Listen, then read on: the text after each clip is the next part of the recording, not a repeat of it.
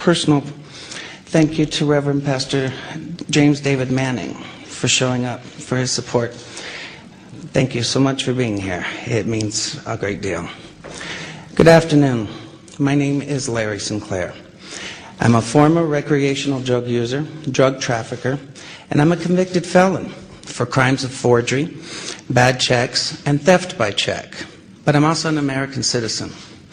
I love this country, and I cannot stay silent regarding Barack Obama, knowing what I know.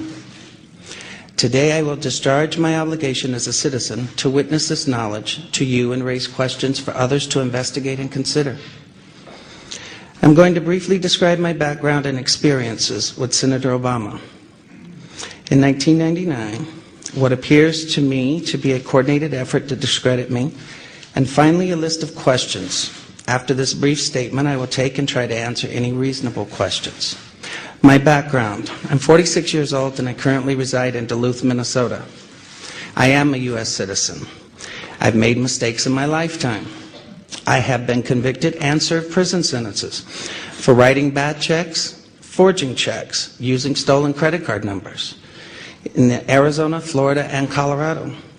These events occurred over 20 years ago, between 1980 and 1986.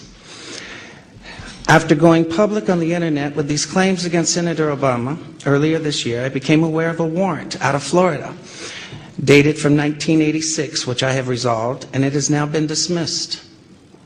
I also have an active Colorado-only warrant for alleged theft and forgery. I am not ignoring this warrant, but am addressing it with the court in Colorado as well as with the district attorney's office. I have a pending motion to dismiss this warrant, which I am waiting to have calendared by the Colorado court. I have lived and worked under 3 different legal names. My birth name is Lawrence Wayne Sinclair. Later on, I had my name legally changed first to Loray A. Silvas and later to Loray Vizcarra Avila. Both name changes were conducted legally in the Pinal County Superior Court, Florence, Arizona.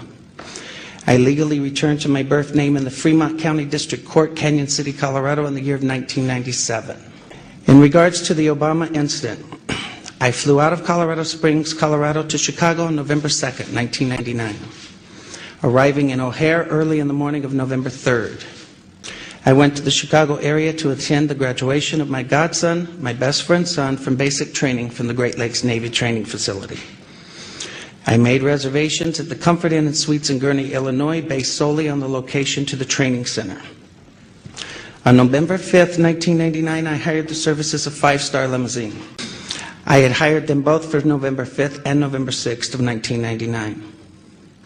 On November 6, 1999, I asked the limo driver, whose name I now reveal for the first time, Jagir Paramit Mutani, if he knew anyone who would like to socialize and show me Chicago. Mr. Mutani understood that I was looking for someone who knew Chicago and would enjoy socializing. Mr. Mutani said he knew someone who was a friend of his. On November 6, 1999, after picking me up at the hotel in Gurnee, and this is significant, Mr. Mutani used his cell phone to make a call. That call was made to then Illinois State Senator Barack Obama to set up an introduction between myself and Senator Obama. Upon arriving at the bar and exiting the limo, Senator Obama was standing next to Mr. Mutani, and I was introduced to Senator Obama by name.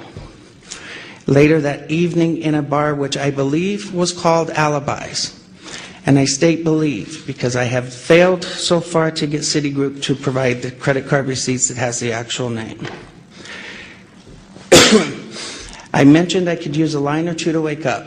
Senator Obama asked me if I was referring to Coke, and I stated I was.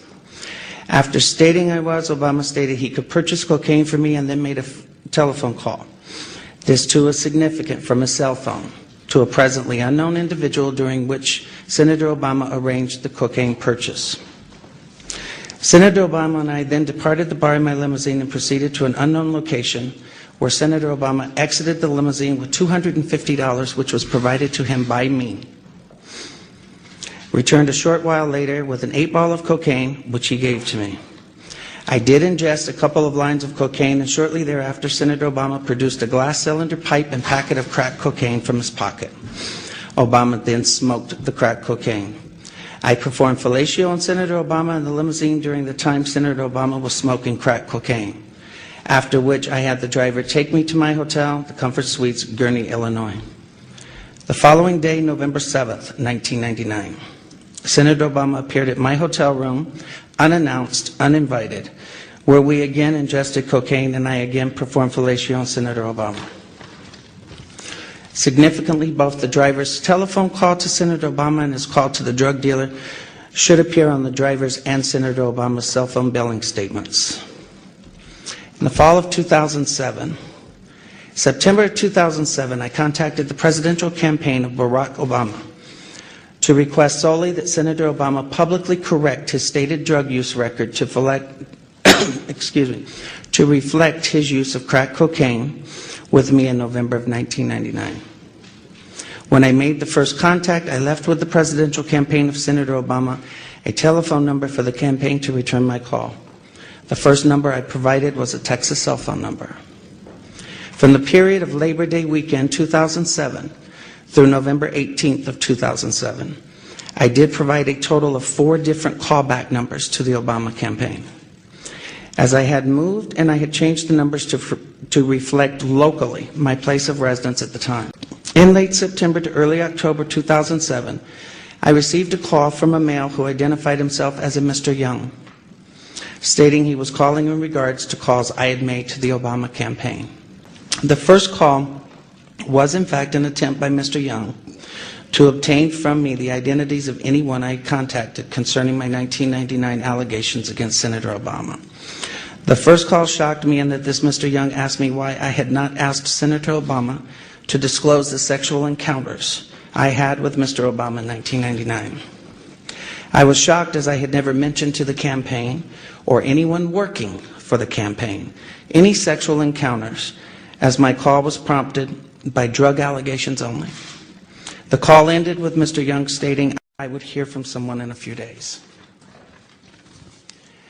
In mid to late October 2007, I received a second call from this Mr. Young, at which time I clearly became aware that this individual was personally involved with Senator Obama rather than just an employee of his campaign. The tone of the conversation had a sexual nature. Mr. Young did not once advise me how he obtained my phone number, which by this time had now changed to a Delaware number.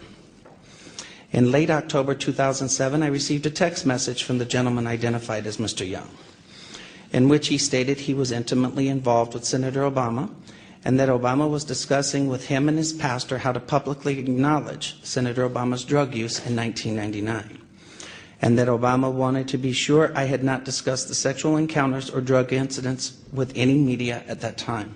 In mid to late November 2007, in another text message from Mr. Young, he advised me that Senator Obama will publicly correct his statement as to the last time he used drugs, and I did not need to concern myself with publicly disclosing it myself. The last contact I had with Mr. Young was in early December 2007, when he made it clear to me that Senator Obama had no intentions of publicly acknowledging his 1999 use of crack cocaine, and that Mr. Young was in fact doing nothing more than milking information from me for Senator Obama's use. I later learned that A. Donald Young, the choir director of Reverend Wright's Trinity United Church of Christ, Obama's now former church, and who was openly homosexual, learned that he was murdered on December 23rd of 2007. I have cooperated with the Chicago Police Department in this matter by providing them the telephone numbers I was using during the fall of 2007. And I release them now publicly in the hope that someone may be able to connect the dots between these telephone numbers and Mr. Young. Those numbers are 956-758-1105, 956-758-1885, 956-758-8002, 302-685-7175, 612-466-1043. In what I now realize was a naive and uncounseled decision, I posted in January 2008 a video on YouTube where I related the above information regarding my liaisons with Senator Obama in 1999. The response was overwhelming, and I quickly became the recipient of what in hindsight appears to have been a coordinated attack on my character, with ever-increasing falsehoods circulating on the internet. In response, I agreed to take a polygraph test sponsored by WhiteHouse.com. The results of that test have been partially revealed to the end of labeling me a liar and taken as gospel by all. I'd like to make the following comments about that polygraph test. First, I have been subsequently advised that WhiteHouse.com was a website dedicated to anti-Clinton pornography until earlier this year. In fact, until January of 2008, to be exact. Second, I have now come to understand that lie detectors are junk science at best, which is why courts of law refuse to use them. Third, a review of the results by a George W. Matchik, PhD of antipolygraph.org, raises serious questions about the legitimacy of this particular examination. Indeed, overlooked by almost everyone is that WhiteHouse.com's own examiner, Dr. Gordon Barlin, Salt Lake City, Utah, observed that on the drug question regarding Senator Obama, that the computerized score found that there was less than 1% probability of deception by me. That's about as high a passing score as one could possibly obtain. Finally, in February 2008, I was told anonymously that Dan Parisi of WhiteHouse.com received $750,000 from the Obama campaign through David Axelrod's AKP Media and Message One, or Message and Media, I think, to organize an effort to publicly discredit me. When I confronted Dan Parisi with this allegation, he did not deny it, but instead withdrew the second exonerating polygraph report of Dr. Gordon Barlin, failed to post the video of my polygraph as he and WhiteHouse.com promised they would do, and even removed posts from their website altogether, claiming that I had had enough of the attacks by Sinclair's supporters and Sinclair himself, quote unquote. The polygraph results, as misrepresented, were immediately seized upon by the blogger community, and I became the subject of vicious lies about me. I was forced to file a lawsuit in an attempt to stop those lies about me that had been circulating. That lawsuit sought to obtain the proof of what I was saying about my contact with Senator Obama through subpoenas for the identities of the anonymous bloggers, so they could be linked to the Obama campaign and relevant records of the cell phone companies to prove the truth of my allegations. To date, though the lawsuit is now over 90 days old, Judge Henry Kennedy has refused to permit the suit to move forward so this evidence may be obtained. In conclusion, in sum, you can discredit my story, and then you can make your decision on who should be next President of the United States. The burden is now off of me, as I have told my story without the distortions that have been intentionally heaped on me, and what my lawyer tells me is an ad hominem attack. Shoot the messenger so you don't have to hear the message he is bringing. I'm now done. It's for others to find the corroborating evidence of my story by locating the limousine driver, Mr. Mutani, by checking the telephone numbers related to Donald Young and Senator Obama. I leave you with these questions that I've asked of Senator Obama, but in which he, of course, refuses to answer. Who wants to be the next President of the United States? Has refused to answer. Number one, why won't Senator Obama provide his cell phone numbers and telephone records for all his personal and official cell phones held by him for the time period of no more than November 3rd through November 8th of 1999, when we met? Two, why won't Senator Obama provide his cell phone numbers and telephone records for all his personal and official cell phones held by Senator Obama for September 2007 through December 23rd of 2007, the murder of Donald Young? Three, why won't Senator Obama provide all email communication, both personal and campaign related, to and or from AKP Media and Message from January 18th, 2008 through February 29th of 2008 for Senator Obama, David Axelrod, and David Plouffe? Fourth, why won't Senator Obama provide proof of all payments made from AKP Media, Obama for America, David Axelrod, David Plouffe, and Senator Obama's accounts for the period of January 18th, 2008 through February 29th of 2008?